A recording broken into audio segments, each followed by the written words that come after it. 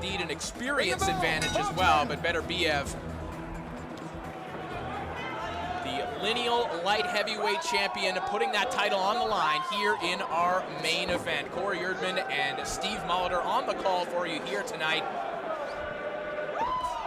Artur Beterbiev in the black trunks, Marcus Browne, the southpaw,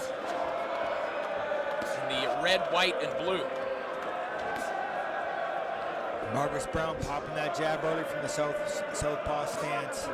He's going to let he wants to let Beterbiev know that he's going to keep that jab on, to try to keep him at bay and not let Beterbiev get any sort of confidence to keep applying pressure to him. And I think that the conceit with Beterbiev in the early rounds is that he might lose some of them, but that doesn't mean that he's losing control of the fight. Because we have seen Beterbiev not give away rounds in the early going, but have a less than extraordinary punch output as he's just applying physical and mental pressure in the early going. Exactly, Corey. He may lose the round on the scorecard, but he's winning it in the fight. He's breaking him down, he's walking his opponents down, applying pressure, landing body shots, landing head shots, landing arm shots. He's slowly breaking his opponent down like he likes to do. Let him go. Listen to my break. Marcus Browne has said that Derek James hasn't changed a whole lot when it comes to his approach, but I feel like they have tidied some things up. There's a good body shot from Browne a moment ago. Well, going into the biggest fight of his life, I don't think he'd want to make too many changes, Corey. I think a few fine touches wouldn't help, wouldn't hurt, but I don't think he'd want to make too many changes, so hopefully that's the case here tonight from Marcus Browne. Shot down the middle there from Marcus Browne. And one of the mistakes that Browne has made in the past, and he would admit it, and I'm sure everyone can see it, is that he likes to throw to the body, but sometimes when he pulls out, he pulls straight back. And those are the 3 times that Jean Pascal caught him, and it's the same shot that he's been caught with in previous fights as well. He gets clubbed with some rough stuff along the ropes. And being a southpaw versus an orthodox, it's the last thing you want to do is pull back straight and then line for the right hand. And that's what happened in his previous fights. And he does not want to do that against a big puncher like Beterbiev here tonight. But so far, he's slipped out of those hooks nicely, not staying straight in line in front of Beterbiev.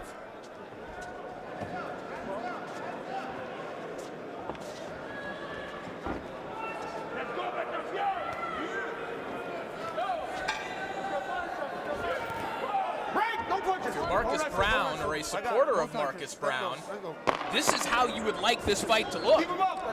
Absolutely, Marcus Browne is boxing brutally from the outside, but it's still very, very early. We know Beterbiev doesn't get off to crazy fast starts, and he slowly likes to just stalk his opponent, break him down round for Artur Beterbiev. So they've clearly done their homework, as you would assume for a unification world title fight. As round 2 begins of our main event here. For another body shot, then rifling about 9 of them in the clinch.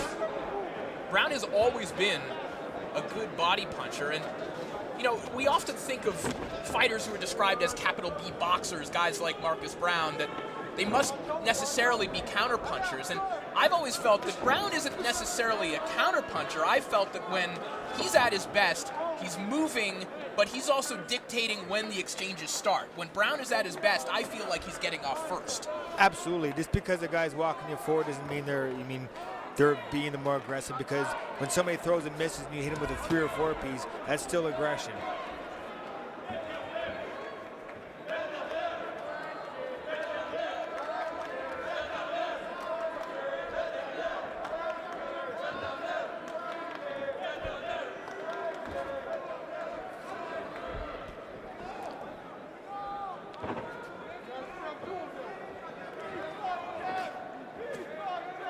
Nice jab from Marcus Browne.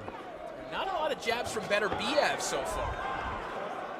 Perhaps just been nullified here, as is often the case with orthodox fighters against southpaws. Of course, it's not impossible to outjab a southpaw, but Marcus Browne, pretty tricky guy to get your range on.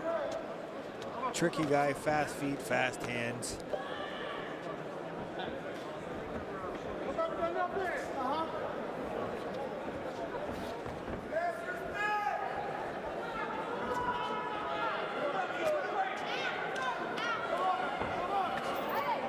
Beautiful drop by Marcus Browne to get out of that corner.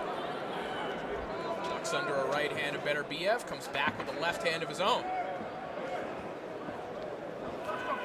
The quieter this fight is, the better it is for Marcus Browne. Absolutely, especially with the crowd that's going to be behind Beterbiev in his first defense in front of his hometown crowd.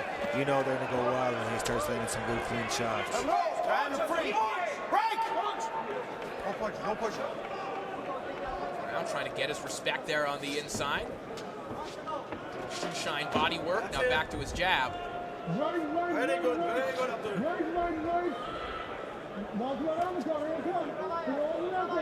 Corbus, Corbus.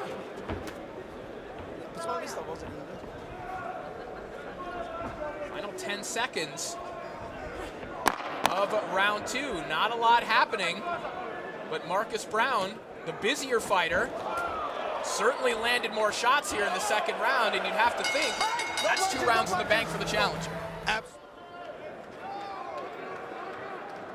Wait for the bell, man. Wait for the bell. Box. Round 3 underway, and this isn't unusual territory for Artur Beterbiev, as we've referenced. And although he dropped Adam Dinas in the opening round, he didn't look great in the early going against Dinas. He looked a little sluggish. He didn't look great in the early going against Enrico Kolding either. But Beterbiev typically, not typically, has always found his opening 100% of the time, as is evidenced by his record. You can't do that every time. But there are some who feel like Beterbiev has started to slip a little bit, like he might be on the back 9 of his career. And there's those people who think that Marcus Browne has a very real shot in this fight, and Browne is proving those people right in the early going.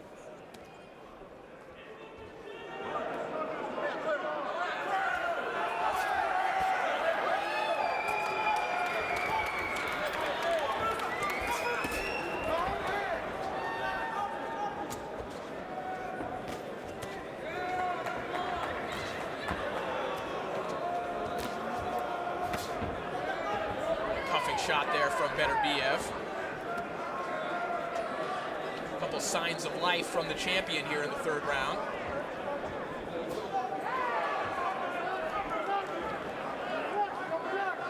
Get off his foot. You too, Marcus. Browne, of course, a part of that 2012 U.S. Olympic team that is just absolutely stacked. 6 fighters from that team have won world titles. Jojo Diaz, Rashi Warren, Jose Ramirez, Errol Spence Jr., his stablemate, Claressa Shields, and his other stablemate, Jamel Herring. Ramirez, Spence, and Shields have won unified titles.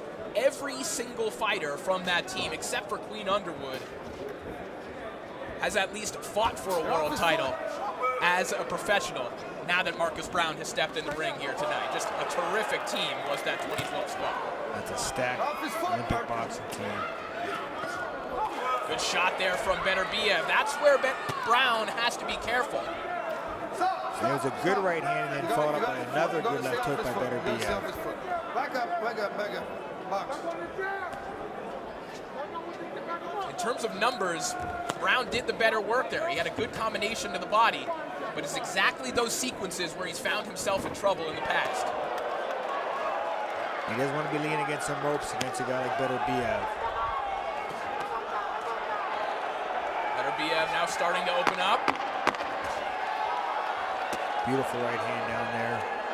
But Browne throwing some heavy shots too and caught in the backfire there. Step back. Browne earning his respect. Fighter advising their man Beterbiev to forget the head and go to the body this round. We'll see if Beterbiev listens to his cornerman. And more specifically, Scully just said, hey, remember how you didn't want to hit guys to the body, your sparring partners? Because they're going home. They're going home? Send this guy home.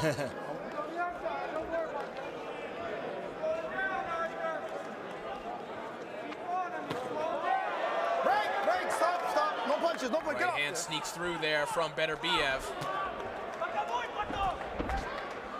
Get off his foot, man. Couple quick punches by Marcus Browne up the middle there. to your point, Steve, Browne finding himself. Oh, that is a nasty gash right in the middle of the forehead of Beterbiev, and he is leaking all over the place. Let him go, let him go. Well, we are back to action. Both corners going to have their work cut out from him in between rounds, Corey.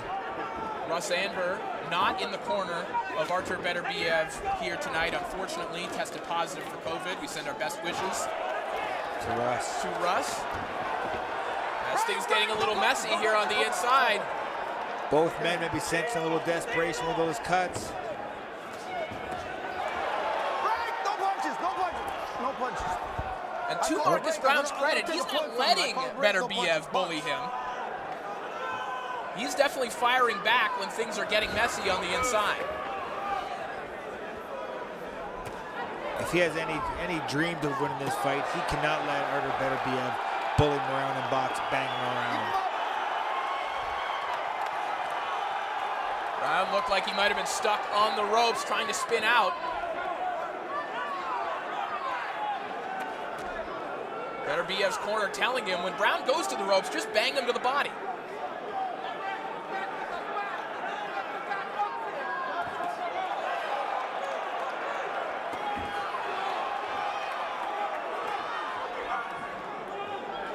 Beterbiev just wearing a crimson mask right now in the final minute of round 4.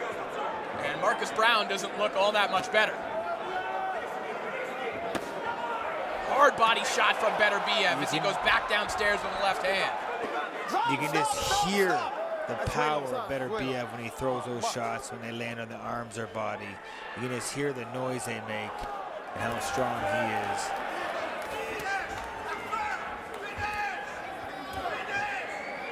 Marcus Browne throwing hard shots to the body in response as well. You have to hand it to him. He is trying to stand up to Beterbiev in his kind of fight. We mentioned that the first 2 rounds looked the way you would want them to if you're supporting Marcus Browne. Well, these are the rounds. Wait in that corner, wait in that corner. Wow, you heard it. There's the possibility that Beterbiev is only being given 1 more round. But of course, it's a clash of heads.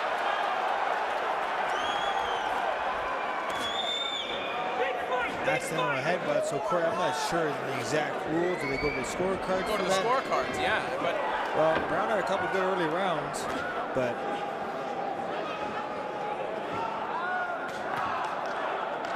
we'll see if there's any desperation from either man.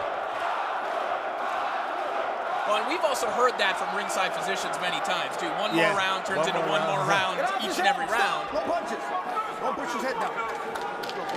But he's losing a lot of blood in there, Corey. Left hand down the middle from Marcus Browne. Beterbiev is pouring blood.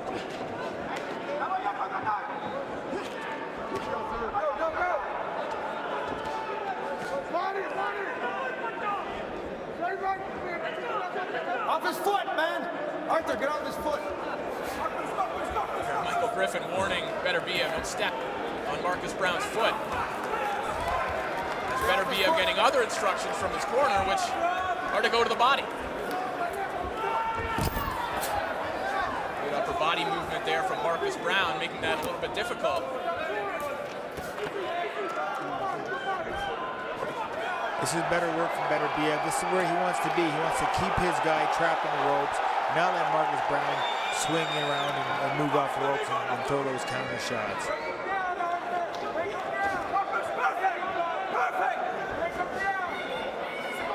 Off his foot.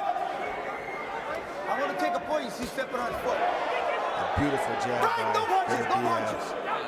No punch. Referee Michael Griffin warning Beterbiev that he's going to take a point if he keeps stepping on his foot. He feels that it's intentional. I don't know if that's I'll be honest, I've been in boxing my whole life. I've never heard of that because I've been in southpaw and I've accidentally or purposely stepped on the foot of an orthodox fighter. And I've never been threatened to get a point taken away. A good little short left hand underneath for Marcus Browne. Marcus, you can't Marcus. You don't have to use a little point on that break, man. You got to stop punching.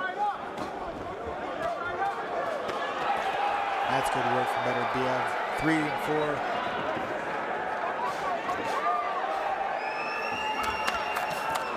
Oh, a good right hand by Beterbiev. 20 seconds left to go in the round as Beterbiev He landed finding with some good openings. right hands.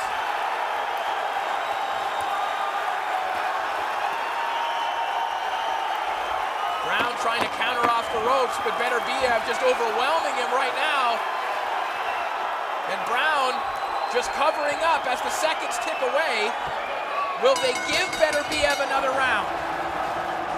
Good overhand right, and that's what started the barrage for Beterbiev at the end of that round.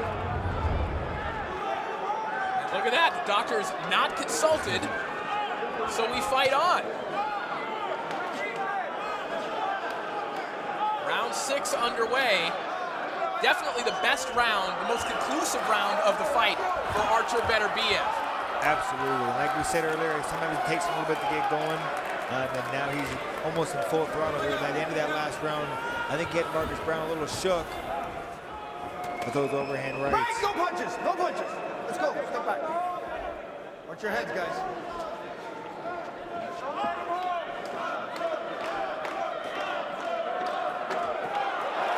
Good left hook from Beterbiev. Freezes Browne along the ropes, who again is in exactly the territory that Beterbiev wants. That's where Beterbiev wants his fight to be. He'll be most effective in there when Marcus Browne's trapped in the corner.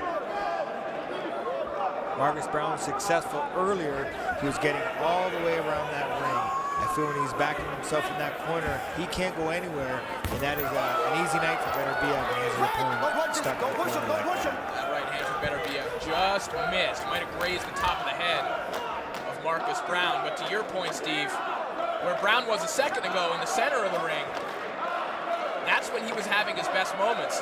But when he's trying to counter off the ropes, he's almost banking on the ability to make Beterbiev miss 70% of the time and hurt him with his counters, which is a difficult game plan to enact.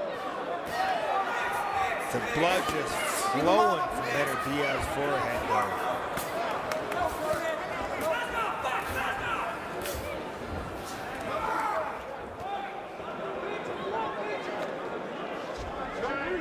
Final minute of round 6. Oh, and a beautiful 1-2 by Beterbiev. He's behind it with a good left hook, and there's that right hand that he just wraps around the guard of Marcus Browne. You saw that shot a moment ago, that kind of hybrid scoop uppercut. That's the shot that Beterbiev's camp calls the Campillo. It's the shot that he knocked Gabriel Campillo out with, and when you hear them call that out, that is what they're asking Beterbiev to throw.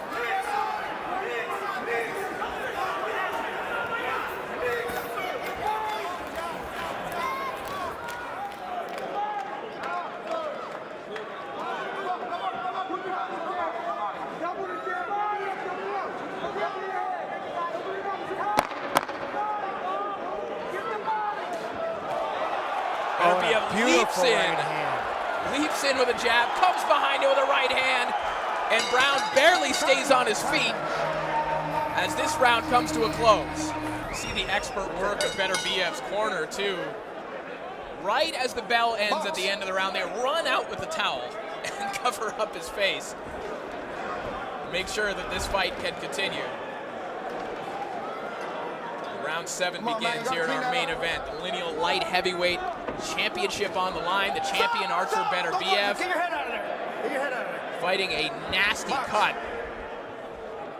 And fighting a game challenger in Marcus Browne, who has a cut of his own, but not nearly as grotesque as Artur Beterbiev,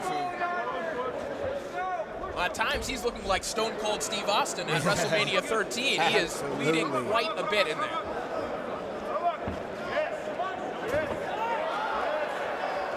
We've seen that power jab from Beterbiev a couple times over the last 2 rounds as well. Beterbiev was very hesitant to let that jab go in the opening 2 rounds, but he has found it over the last 6 minutes. I feel that now that Marcus Browne has slowed down a little bit, I feel that he has a little more confidence to throw that power jab and really push Marcus Browne in the corner. So he can unload like he's doing here.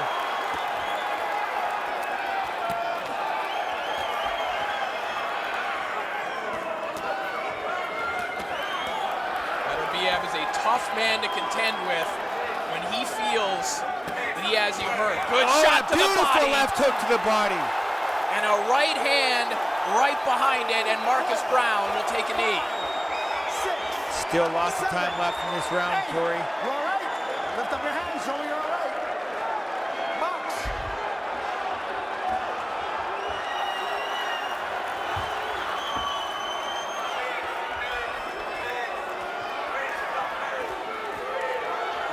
One minute and change is an eternity for the only world champion in boxing with a 100% knockout ratio. Let's see if Marcus Browne can hang on. And Corey, to point some note, as we mentioned earlier, Beterbiev isn't just an aggressive, tough fighter. He's skilled and smart. You see him make those small side steps to the right of Marcus Browne to take away the left hand when he has Marcus Browne on the ropes and dig those shots to the body. He's a very, very smart fighter, just like he did right there, and scoops that right hook. Or that specialty shot into the gloves Let him go, of Marcus. Marcus Let him go. Browne. Step back, Marcus. Let him go.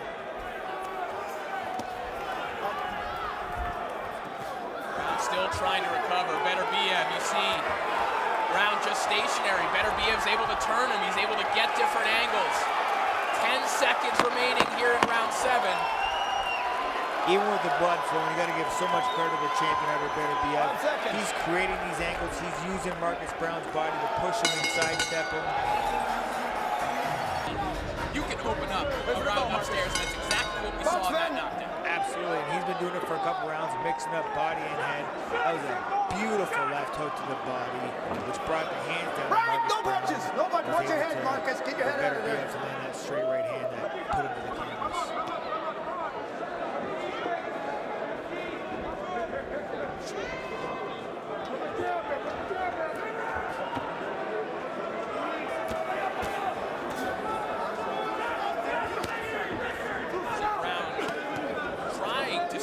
Center of the ring now. I think he's realized that there is no way for him to win this fight standing along the ropes.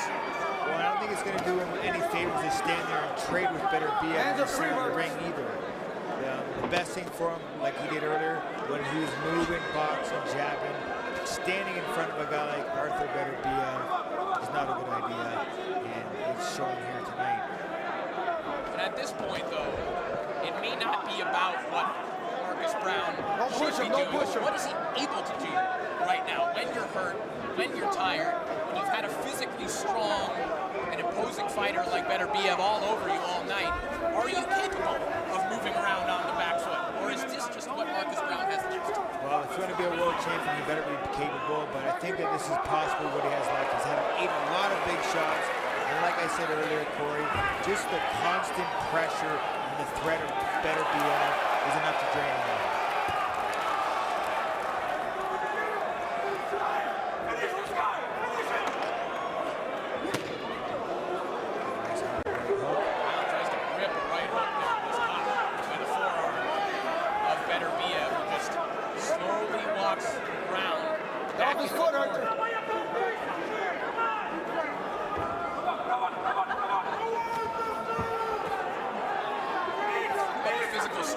Of Beterbiev.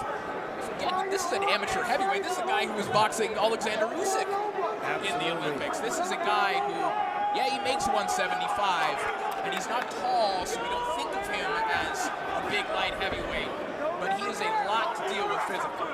Absolutely. Again, 16-0 with 16 knockouts. You know he's got some strength and some power.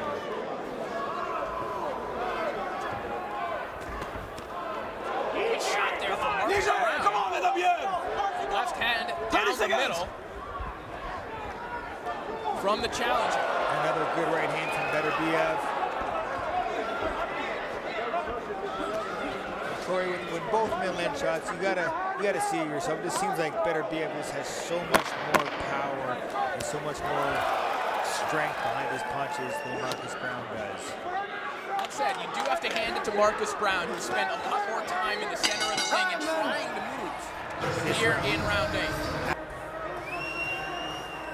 And got the apron's red, partially, mostly. You know that photo that goes viral every once in a while of that fight from the Tony Weeks? Well, that one, but the one from Vancouver from the early 1900s of the boxers covered in blood and the referee. Oh yeah, hold It's on. starting to look like that one.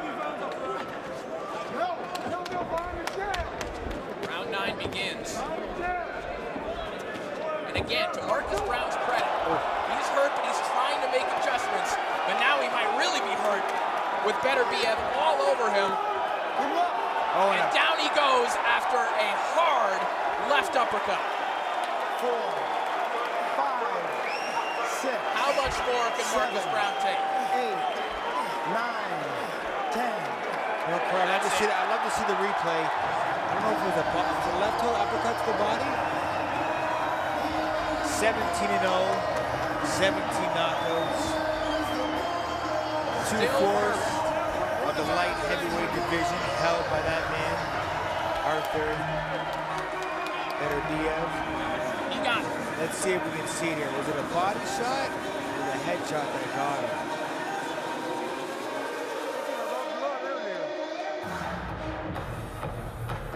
Is the official Left hook to the body. It was a Left body uppercut shot, right delayed under. reaction. Absolutely. Counted him 10. Liver shot did it. Not an easy one to referee, goddammit. There's a happy man with a world of options ahead of him as he moves forward to 2022, Corey. Obviously, the Canelo fight is something that him and his team would want. Possibilities for Beterbiev are certainly out there, and his has been a career, as we've talked about, that's been marked with injuries, with starts and stops, injuries, illnesses, cancellations. We would have liked to have seen more of Beterbiev to this point in his career than we have. We hope that at 36 years of age, there are still more defining fights for him yet to come.